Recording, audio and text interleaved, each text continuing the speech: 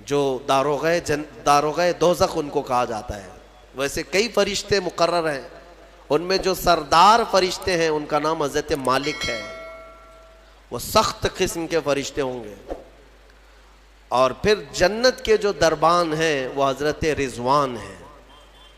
جنت کے داروغہ فرشتے ہیں، سردار فرشتے جو ہیں، جنت کے سارے دروازوں کے امور جن کے ہاتھ میں ہیں وہ حضرت رضوان، وہ بھی فرشتے ہیں.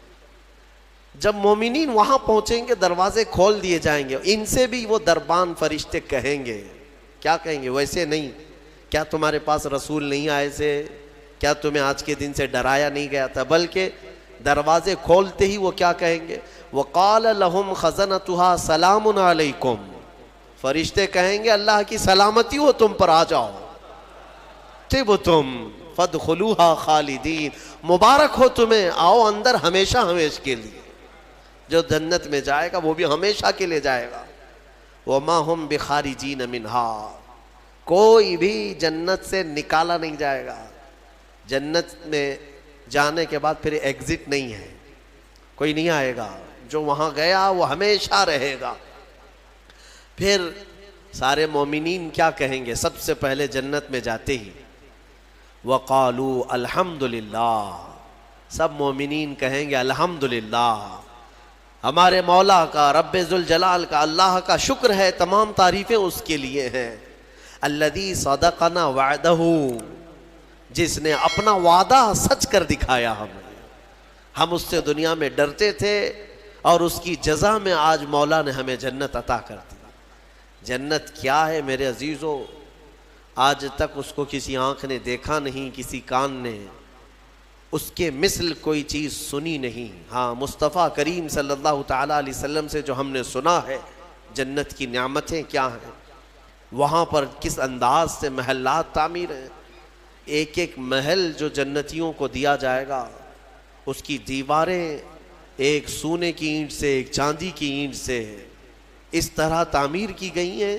زمین مکمل نرم زعفران سے، اور گھر محلوں کے اندر جواہرات، یاقوت، زمرد، لؤلؤ اور نہ جانے مرجان، کون کون سے قیمتی پتھروں سے محل کو سجایا گیا ہے. ایک چھوٹے محل کی بات کر رہا ہوں. پھر ہر محل کے اندر نہر جاری ہوگی. جنات تجری من تحتها الانہار. وہ ایسے باغیچے تمہیں دیے جائیں گے جن کے نیچے نہریں بہہ رہی ہوں گی. وہ نہریں کس طرح کی؟ ان نہروں کے متعلق کہا گیا ہے دودھ سے زیادہ سفید پانی اور شہد سے زیادہ میٹھا ہوگا، اور جو اس سے پانی پی لے وہ کبھی پیاسا نہ ہوگا. لا نظمأ بعدہ ابدا.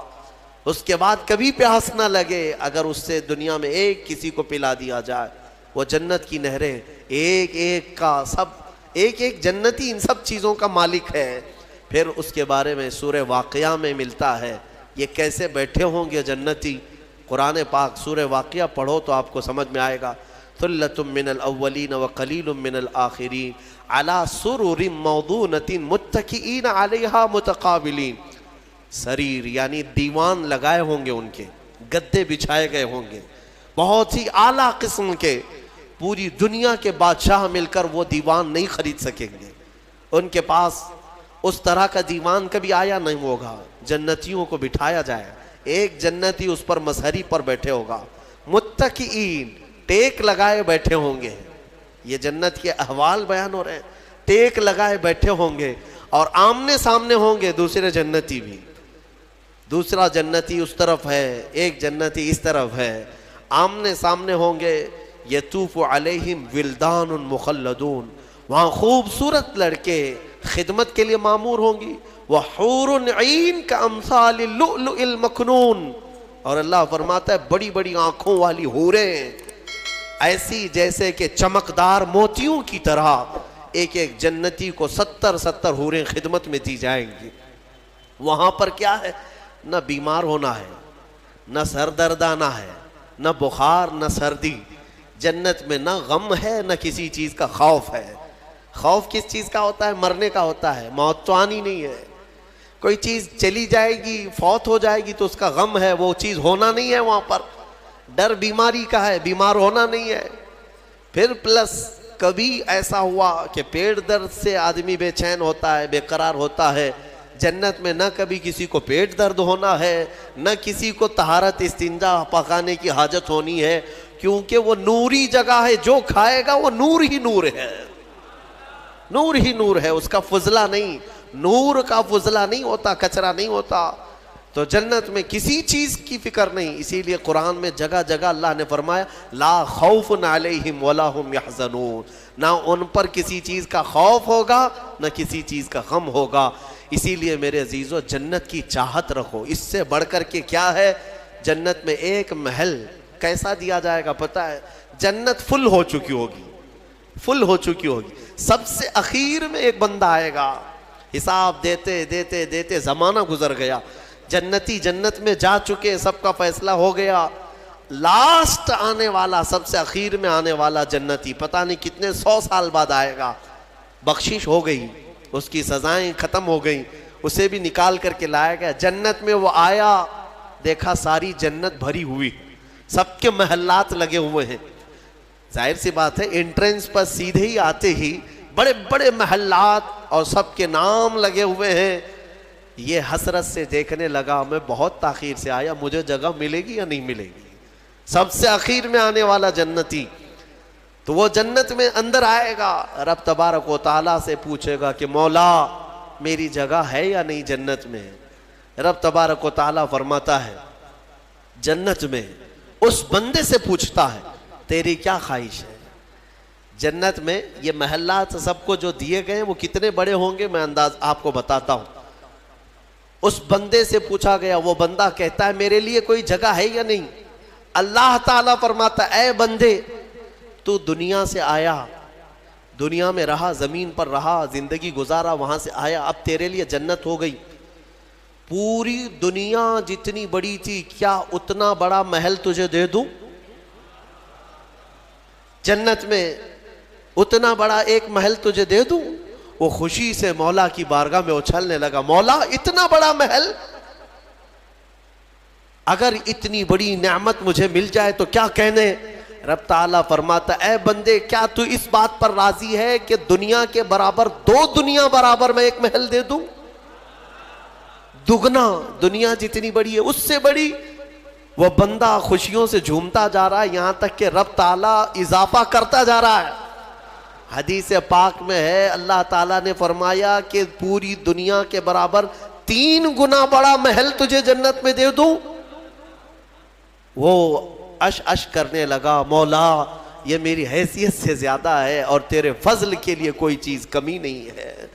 پھر مولا تبارک و تعالیٰ حکم دے گا کہ اس بندے کو جو دنیا سے آیا, سب سے اخیر میں آیا, پوری دنیا کے برابر 3 گنا بڑا کر کے اسے محل دیا جائے. یہ سب سے اخیر میں آنے والے کا ہے, جو شروع میں جا چکے ہوں گے ان کے محلات کتنے بڑے ہوں گے, اور جنت کی وسعت کو تم اندازہ بھی نہیں کر سکو گے. وہ کتنی بڑی ہے, کتنی چوڑی ہے, نہ تمہارے کیلکولیشن میں آ سکے گا نہ حساب میں آ سکے گا. جنت کو کس قدر پھیلایا گیا ہے میرے عزیزوں. اب نعمتیں ایسی ہیں کہ اللہ تعالیٰ فرماتا ہے جنتی جب جنت میں جائیں گے کلما رزقوا فیہا من ثمرۃ رزقا قالوا ھذا الذی رزقنا من قبل. جس چیز کی خواہش ہوگی نا وہ ان کا کھانا وہاں سامنے رکھا ہوگا.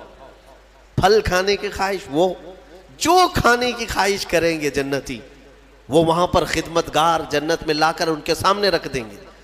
اور فرمایا گیا کہ ہر بار ایک ہی قسم کے پھل کی طرح شکل ایک ہی ہوگی اور مزے الگ الگ ہوں گے, ایک ہی چیز لائی جا رہی ہے. تو جنتی ہو سکتا ہے آپ نے سیب کھانے کی خواہش کی, لایا گیا, بعد میں کیلا کھانے کی خواہش کی گئی, پھر ویسے ہی سیب کی طرح ہی شکل لائی گئی. پھر بعد میں آپ کو گوشت کھانے کی خواہش ہوئی, تب بھی سیب کی طرح ہی چیز لائی گئی. تو جنتی کہیں گے کہ یہ کیا ہے, جب جب ہمیں رزق دیا جا رہا ہے ایک ہی طرح کا دیا جا رہا ہے. تو رب تبارک و تعالیٰ قرآن میں فرماتا ہے کلما رزقوا منہا من ثمرۃ رزقا قالوا ھذا الذی رزقنا من قبل. کہیں گے وہ ایسا ہی ہم کو اس سے پہلے بھی ملا تھا. اللہ فرمائے گا وہ ایسا نہیں ہے, وہ اتو متشابہا, بلکہ اس سے ملتا جلتا ہے, لیکن تم کھاؤ جو تمہارے من میں لذت چاہیے وہ اسی میں مل جائے گی. जन्नत की नेमतों को हम कैसे बयान कर सकें मेरे अजीज़ों। फिर उससे बड़ी नेमत ये है कि जन्नती के लिए इतनी आज़ादी कि वो पूरी जन्नत में जहाँ चाहे घूमे फिरे, सैर करे, वहाँ के जन्नत की नेमतों को देखे। जन्नती की कभी ख्वाहिश होगी, वो अर्ज़ करेगा कि मौला मैं सैर व तफरीह के लिए तेरे औलिया के दरबार देखना चाहता हूँ, उसे ले जाया जाएगा। अल्लाह ताला के जो महबूबीन हैं औलिया, उनके पास जन्नती को ले जाया जाएगा। मेरे अजीज़ों, वो क्या सुहाना मंजर होगा जब तुम गौसे पाक को भी देख रहे हो, गरीब नवाज को भी देख रहे हो, जिसे चाहते हो उसे देखने की गरज से तुम जन्नत में तफरीह के लिए, सैर के लिए निकले होंगे। यहाँ तक कि जन्नती ख्वाहिश करेगा कि मौला मैं तेरे रसूल के सहाबा देखना चाहता हूँ, मौला मैं तेरे अंबिया के महल्लात देखना चाहता हूँ, ले जाओ इसे इब्राहीम अलैहिस्सलाम के पास, मूसा अलैहिस्सलाम के पास, ईसा अलैहिस्सलाम के पास, जितने अंबिया हैं सबके दरबार में जाता रहेगा, जन्नत में सैर करता रहेगा। वो वक्त भी कैसा होगा जब तुम ख्वाहिश करोगे मौला मैं मुहम्मदुर रसूलुल्लाह के महल में जाना चाहता हूँ, कहा जाएगा ले जाओ। वो जन्नतुल फिरदौस के आला मकाम पर होंगे अपने सहाबा के साथ, लेकिन ज़ियारत तुम्हें भी होगी। रसूल करीम सल्लल्लाहु ताला अलैहि वसल्लम के दरबार में भी जन्नती पहुँचेंगे, हर एक को देखेंगे। फिर जानते हैं जन्नत की सबसे बड़ी नेमत क्या है? सबसे बड़ी नेमत क्या है? जन्नत की सबसे बड़ी नेमत यह है कि रब तबारक व तआला फरमाएगा बंदे सब की तूने ज़ियारत की, अब हिजाबात हटाता हूं तो मेरा भी दीदार कर ले। अल्लाह रब्बुल इज़्ज़त वहां पर हिजाबात हटाएगा। और बंदे के लिए सबसे बड़ी नेमत यह है कि जन्नत में बंदा अपने रब का दीदार करेगा। वजूहुं यौमइज़िन नाज़िरा इला रब्बिहा नाज़िरा। कुरान में अल्लाह फरमाता है वो चेहरे कैसे चमक रहे होंगे जो अपने रब की तरफ खुशहाली में देख रहे होंगे, मौला को देख रहे होंगे। और एक रिवायत ये भी मिलती है जन्नतियों को उस दिन ये कहा जाएगा, क्या है जन्नतियों आज तुम कुछ सुनना पसंद करोगे? कहेंगे मौला तेरी हम्द, तेरी सना, तेरे हबीब की तारीफ। दुनिया में गाने बजाने नहीं सुनते थे, बचते थे, अपने कानों को बचाते थे। जन्नत में उन्हें सुनाया जाएगा, किससे? कहा जाएगा हुराने जन्नत को कि अपनी सुरीली आवाज से इन्हें नगमाते तौहीद सुनाओ। अल्लाह ताला के हम्द की, तौहीद की वो सुरीली आवाज में नगमात सुनाती रहेंगी। जानते हैं जिसको सुनने का शौक होता है वो मदहोश होता है। हाँ, अल्लाह रब्बुल इज़्ज़त की हम्द हुराने जन्नत से सुनते सुनते 100 साल गुजर जाएंगे, 100 साल गुजर जाएंगे। फिर रब तबारक व तआला फरमाएगा ऐ जन्नतियों सैराब हो गए? कहेंगे मौला और भी हम सुनना चाहते हैं, और भी हमें सुनाया जाए। फिर कहा जाएगा दुनिया में सबसे मीठी आवाज हजरत दाऊद अलैहिस्सलाम की थी। दाऊद अलैहिस्सलाम, लहने दाऊदी मशहूर है। जब दाऊद अलैहिस्सलाम ज़बूर शरीफ की तिलावत करते थे तो उड़ते हुए परिंदे आसमान में रुक जाया करते थे, पहाड़ वजद में आते थे दाऊद अलैहिस्सलाम की आवाज पर। तो रब तबारक व तआला फरमाएगा ऐ बंदो क्या तुम इस बात पर राजी हो कि मेरे नबी दाऊद से मैं तुम्हें नगमाते तौहीद सुनाऊं? दाऊद अलैहिस्सलाम से कहा जाएगा कि ऐ दाऊद आप मेरे इन बंदों को मेरी हम्द सुनाएं। दाऊद अलैहिस्सलाम अपनी मीठी आवाज में जब नगमाते तौहीद गुनगुना रहे होंगे, 100 साल गुजर जाएंगे, पता नहीं चलेगा, पता नहीं चलेगा। फिर मौला ताला फरमाएगा सैराब हो गए, तुम सैराब हो गए। जन्नती कहेंगे मौला तेरी हम्द और बयान हो तो अच्छा है, अब हाँ और हम सुनना चाहते हैं। रब ताला फरमाएगा फरिश्तों हिजाबात हटाओ, मैं खुद सुनाऊं मेरे बंदे सुनेंगे।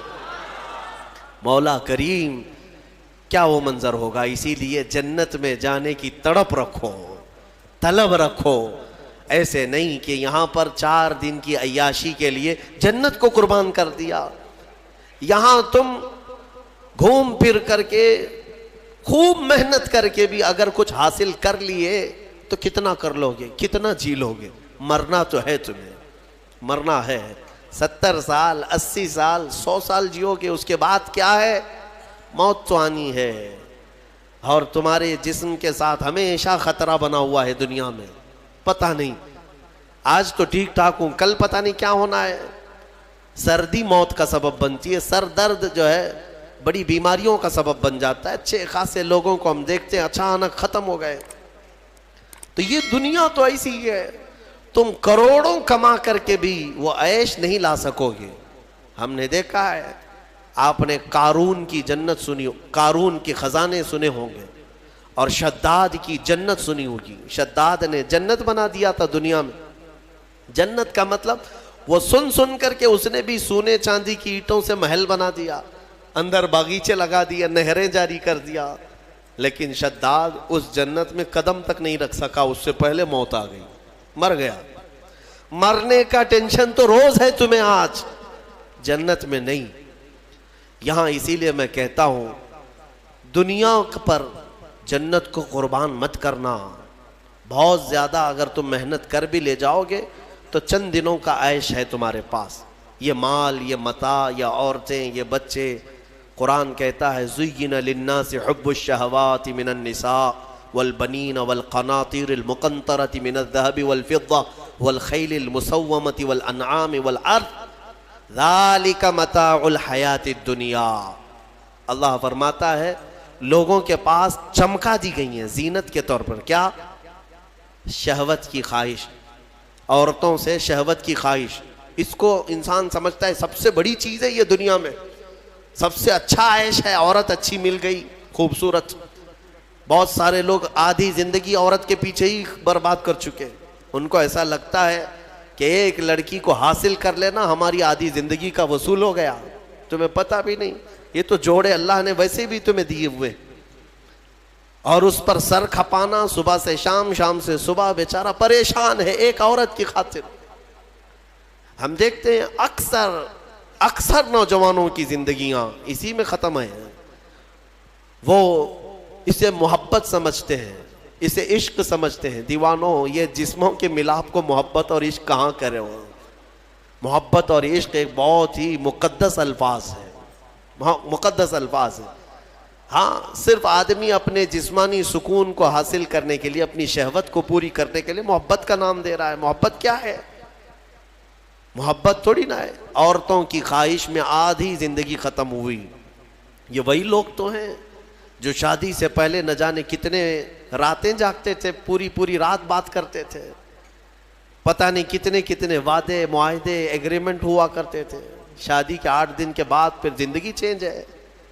ہو سکتا ہے چند مہینے اچھے بتا لیے ہوں، اس کے بعد تو اب فون پہ بھی بات نہیں کرتا، گھر پہ بھی بات نہیں کرتا. جو گھنٹوں بات کرتا تھا، ہو گئی محبت، ختم ہو گئی.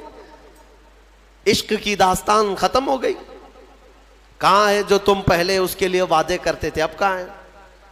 میرے عزیزو، جسموں کے ملاپ کو جو تم نام دے رہے ہو، اسی کو قرآن کہتا ہے حب الشہوات من النساء. عورتوں سے شہوت پوری کرنے کی خواہش ہے، یہ خواہش ہے.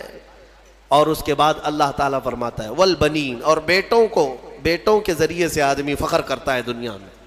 میرے اتنے بیٹے ہیں، میں اس کے اتنے بیٹے ہیں. عربوں میں بھی یہی تھا، بیٹے پیدا ہوں تو اس پر فخر کرنا. دنیا اس پر فخر کرتی ہے، اسی کو مال سمجھتی ہے. والقناطیر المقنطرۃ من الذهب والفضہ، اور سونے چاندی کے زیورات، اس کو سمجھتے ہیں کہ دنیا ہے ہمارے پاس، بہت مال ہے. یہ عورتوں کی عادت ہے، وہ اسی ہوڑ میں لگی رہتی ہیں پوری زندگی. بڑھاپا آ گیا، بال سفید ہو گئے، بوڑھی ہو گئیں، لیکن سونے کی ہوس نہیں گئی. ابھی بھی کان کی بالیاں چاہیے، چوڑیاں چاہیے، نتھنیاں چاہیے، چاہے وہ قبر میں جانے سے 1 دن پہلے بھی کیوں نہ ہو. اور اماں جی سونا کسی کو دے دیں گی؟ نہیں ہوتا، کبھی نہیں ہوتا. وہ اس کے لیے جان سے زیادہ حفاظت کرنے لگ جاتی ہیں. یہ سونا، اس کو بھی قرآن کہہ رہا ہے یہ دنیاوی متاع ہے جس پر تم فخر کر رہے ہو. سونے اور چاندی کے زیورات، اندازہ بھی نہیں یہ قبر میں جاتے ہی سانپ بن جائیں گے یہ. ہاں، اللہ تعالیٰ فرماتا ہے والذین یکنزون الذہب والفضہ، جن لوگوں نے سونا اور چاندی کو خزانہ کیا، جمع کیا، ولا ينفقونها فی سبیل اللہ، جو اللہ کی راہ میں اس کی زکوٰۃ نہیں دیتے تھے، فبشرہم بعذاب علیم. اللہ فرماتا ہے حبیب ان کو دردناک عذاب کی بشارت دے دو. جو لوگ سونا چاندی اکٹھا کر کے رکھتے ہیں، کیا کیا جائے گا؟ یوم یحما علیہا فی ناری جہنم فتکوا بہا جباہہم وجنوبہم وظہورہم. اللہ فرماتا ہے قیامت کے دن جہنم کی آگ بھڑکا کر کے ان کی پیشانیاں، ان کے پیچھے کا حصہ، ان کے بازوؤں کو داغا جائے گا. یہ سونا چاندی کی ذخیرہ اندوزی پر. ہاں زکوٰۃ دے دیا ہے تو پھر 100 تولے بھی پہنے رہو، ہمیں کیا فرق پڑتا ہے؟ اگر اس کا حق ادا کرتے ہو تو پھر جتنا رکھنا ہے رکھو. 3 چیزیں. اور اللہ فرماتا ہے والانعام والحرث، سواریاں، ایک سے ایک سواریاں لینا، انسان اس پر فخر کرتا ہے. عربوں میں بھی تھا، پہلے بھی تھا، آج بھی. وہ گھوڑے لیتے تھے، اونٹ لیتے تھے. آج تم مرسیڈیز اور آڈی پہ فخر کرتے ہو کہ ہمارے پاس بڑی بڑی کاریں آ جائیں. سیم ہے زمانہ. اونٹ اس وقت مہنگی سواری تھی، آج تمہارے لیے مرسیڈیز ہے. ان مہنگی سواریوں پر فخر کرتے ہیں آج. اور پھر اس کے بعد والحرث، اور کھیتی باڑی، جائیداد، زمینیں. تمہارے پاس کتنی ہے؟ تمہارے پاس کتنی ہے؟ آج کے زمانے میں اس پر بھی فخر ہے نا. ہمارے پاس کئی لوگ تعارف بھی ایسے ہی کرواتے ہیں، انٹروڈکشن. حضرت یہ فلاں صاحب ہے، ان کے 20 ایکڑ جگہ ہے. ہاں 20 ایکڑ جگہ ہے. اسی پر ان کا پورا انٹروڈکشن ہوتا ہے، تعارف ہوتا ہے. یہ بعد میں کہا جائے گا کہ یہ مرد ہیں، یہ انسان ہے، یہ مسلمان ہے. پہلے ہے کہ ان کی 20 ایکڑ جگہ ہے. یہ فخر ہے. دنیا میں انہی چیزوں پر فخر کیا جاتا ہے. اور اللہ فرماتا ہے ذالک متاع الحیات الدنیا، یہ سب دنیا کا متاع ہے. واللہ عندہ، اور اللہ کے پاس جو ہے وہ سب سے بہتر ہے. وہاں کیا ہے؟ اللہ تعالیٰ فرماتا ہے قل اؤنبئکم بخیر من ذالکم، اے محبوب آپ فرماتے ہیں کیا میں تمہیں بتاؤں ان سب سے بہتر کیا ہے تمہارے لیے؟ ان سب سے، یہ جو چیزیں جو تم فخر کر رہے ہو، ان سے بہتر کیا چیز ہے؟ اللہ فرماتا ہے کہ مرنے کے بعد قیامت کے دن تمہارے لیے جنات تجری من تحتها الانہار خالدین فیہا وازواج مطہرۃ ورضوان من اللہ. 3 چیزیں اللہ نے فرمایا. تم اگر صبر کر لے جاؤ یہاں پر، وہ باغیچے دیے جائیں گے جن کے نیچے نہریں بہ رہی ہیں، وہاں کی ہوائیں مست، اور کیف و انبساط کی وہ خوشبوئیں تمہیں مست کر دیں گی. پھر کیا ہے؟ وَأَزْوَاجٌ مُطَهَّرَةٌ، پاکیزہ بیویاں دی جائیں گی. پاکیزہ بیویاں جنت میں. ان کے بعد پھر تمہیں خواہش بھی نہیں ہوگی دوسروں سے. وَرِضْوَانٌ مِّنَ اللَّهِ، اور سب سے بڑی چیز یہ ہے کہ اللہ کی رضا دی جائے گی. مولا اگر راضی تو پھر کیا چیز چاہے تمہیں؟ ساری چیزیں تمہاری ہے. اسی لیے میرے عزیزوں، خلاصہ میں اس تفسیر کا اس بات پر کرتا ہوں کہ اس چھوٹی سی دنیا پر جنت کو قربان مت کرنا. اتنی بڑی نعمت جو تمہارے لیے اللہ نے وعدہ کیا وہ بہت قریب ہے، بہت قریب ہے. بلکہ تمہاری آنکھیں بند ہونے سے پہلے بھی اللہ تعالیٰ اگر تم سے راضی ہوا تو جنت میں تمہارا ٹھکانہ بھی دکھا دے گا.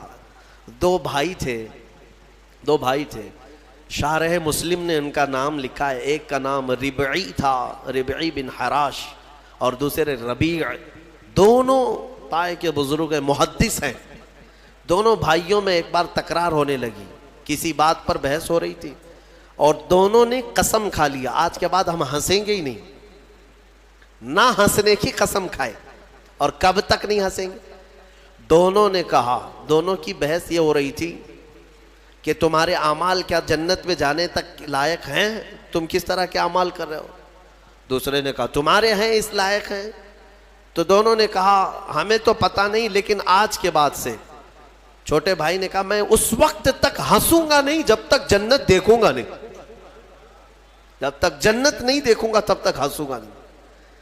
بڑے نے کہا ٹھیک ہے، یہی قسم میری بھی، میں بھی اس وقت تک نہیں ہنسوں گا جب تک جنت نہیں دیکھوں گا. زندگی ان کی ایسی گزری کہ انہوں نے مسکرایا بھی نہیں اس قسم کے بعد. اور شارح مسلم نے لکھا ہے اس میں چھوٹے بھائی حضرت ربعی، ان کا انتقال ہو گیا.